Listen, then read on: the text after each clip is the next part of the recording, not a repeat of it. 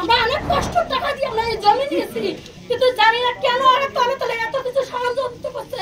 আমাদের কষ্টের টাকা দিয়ে আমরা এই জমি নিয়েছি। জানেন জয়মতী ভাই কি একজন সৎ চরিত্রবান লোক, তার দোকানে মদের বোতল নিয়ে বা ট্যাবলেট দিয়ে পুলিশ আনিয়ে ধরিয়ে তাকে জেল কাটাচ্ছে। না ওদের হাত থেকে আমরা যেন নিরাপদে থাকি।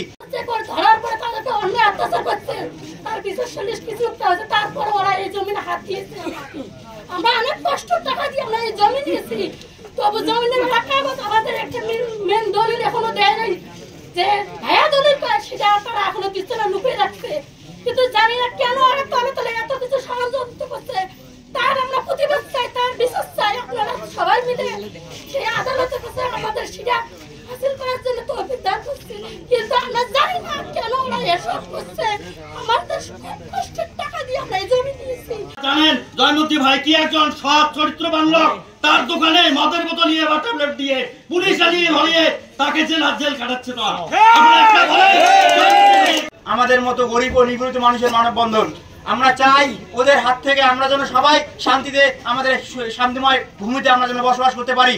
আমরা চাই ওদের হাত থেকে আমরা যেন নিরাপদে থাকি।